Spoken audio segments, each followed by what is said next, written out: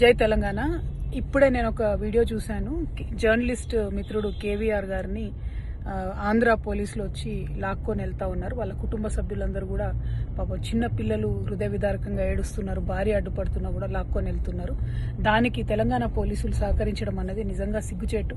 ఎందుకంటే ఇదివరకే ఒక చిన్న కమెంట్ చేసినందుకు, పొలిటికల్ కమెంటరీ చేసినందుకు అతన్ని తీసుకెళ్లి ఆంధ్ర పోలీసులు ఘోరంగా కొట్టడం జరిగింది.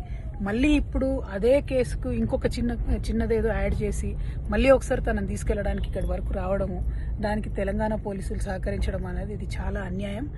అదే వేరే ఆంధ్రాకు సంబంధించినటువంటి సినిమా యాక్టర్లు మన గడ్డ మీదకి వచ్చి మన ఉద్యమాన్ని అవమానపరిచి మనని వేర్పాటువాదులని, టెర్రరిస్టులని, ఉగ్రవాదులని అంటే ఈ తెలంగాణ పోలీసులకు మరి ఎందుకు కేసు పెట్టేటటువంటి దమ్ము ధైర్యం లేదు? ఎవరికి మీరు పోలీసులు? తెలంగాణ ప్రజలకా, ఆంధ్ర వాళ్ళకా? ఇదేంది అన్యాయం?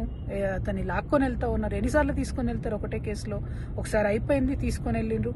దాన్ని కూడా మీరు అలౌ చేయాల్సింది కాదు. ఈసారి కూడా మళ్ళీ అలౌ చేయడం అన్నది కేవలం ఇది ఫ్రీడమ్ ఆఫ్ స్పీచ్ కిందకే వస్తుంది.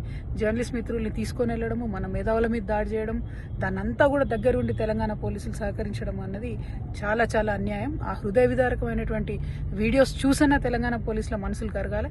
ముఖ్యమంత్రి గారు నేను డిమాండ్ చేస్తా ఉన్నాను, మీరు పొలిటికల్గా ఆంధ్ర వాళ్లకు లొంగిపోయి ఉండవచ్చు కాక కానీ తెలంగాణ ప్రజలకు, తెలంగాణ జర్నలిస్టులకు ఆ కర్మ పట్టలేదు. మీరు ఇటువంటి ప్రయత్నం చేస్తే మాత్రం బాగుండదు. ఇప్పటికి ఎల్బీనగర్ పోలీస్ స్టేషన్లో పెట్టారని చెప్తున్నారు.